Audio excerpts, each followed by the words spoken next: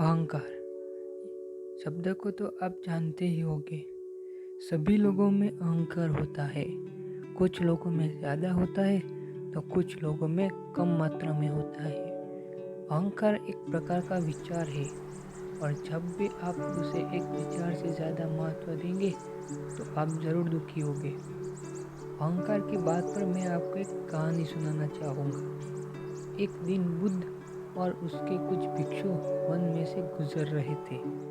सभी भिक्षु शांति से आगे बढ़ रहे थे और बुद्ध उनके आगे आगे चल रहे थे। वन का वातावरण आनंदनीय था और चारों ओर ठंडी हवा बह रही थी।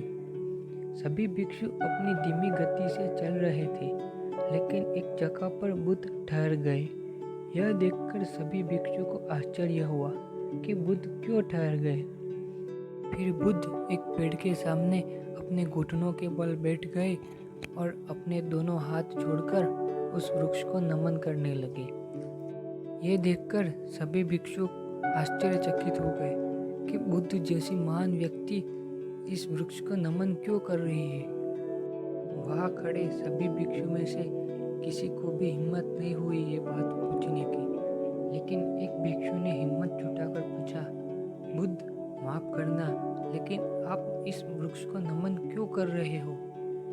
बुद्ध ने उस भिक्षु की बात सुनकर पूछा, कोई अनहोनी हुई मेरे हाथ जोड़ने से? बुद्ध का जवाब सुनकर उस भिक्षु ने कहा, नहीं बुद्ध, ऐसी कोई बात नहीं है, लेकिन आप जैसे महान व्यक्ति जिसके सामने बड़े बड़े राजा शीश झुका देते हैं, वह व्यक्ति इस सामान्य वृक्ष को नमन क्यों कर रहे हैं? न तो ये वृक्ष आपकी बात का जवाब दे सकता है और न तो आपके हाथ जोड़ने से वह प्रसन्नता व्यक्त कर सकता है। उस भिक्षु की बात सुनकर बुद्ध हल्का सा मुस्कुराए और कहा, वृक्ष भले ही मुझे जवाब दे न सके, लेकिन प्रत्येक व्यक्ति के शरीर की एक भाषा होती है। वैसे ही इस वृक्ष की भी एक भाषा है और उसी भाषा में वह हमको जवाब देता है।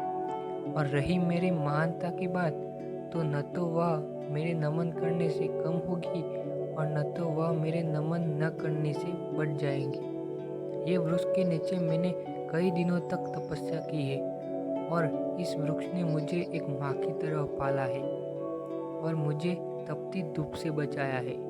इसीलिए वृक्ष के प्रति मेरे हृदय में हमेशा प्रेम और आभार रहेगा। बुद्ध की ये बात सुनकर सभी भिक्षु दोनों हाथ जोड़कर उस वृक्ष को नमन करने लगे। फिर बुद्ध ने कहा, हम अपने अहंकार के कारण सामने वाले को अपने से बड़ा या छोटा समझ लेते हैं, लेकिन वास्तविकता तो यह है कि जो भी जीवन हमारे भीतर है वही जीवन वृक्षों और प्राणियों के भीतर होता है। अहंकार मनुष्य को अंध बना देता है और इसी कारण वह वास्तविकता देख नहीं पाता। पास खड़े एक भिक्षु ने पूछा, लेकिन बुद्ध, अहंकार का उद्भव कैसे होता है?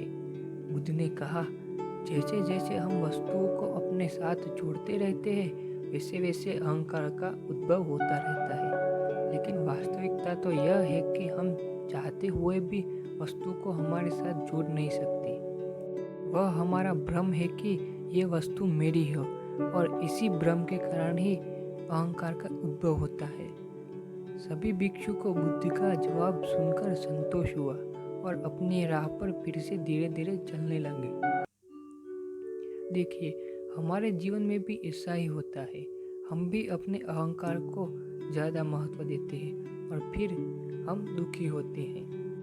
नकारात्मक अहंकार एक पत्थर के जैसे होता है, जिसे हम संसार रूपी समुद्र में फेंकने से वह डूब जाता है, लेकिन सकारात्मक अहंकार एक लकड़ी की तरह होता है, जिसे हम संसार रूपी समुद्र में फेंकने से वह तैर जाता है।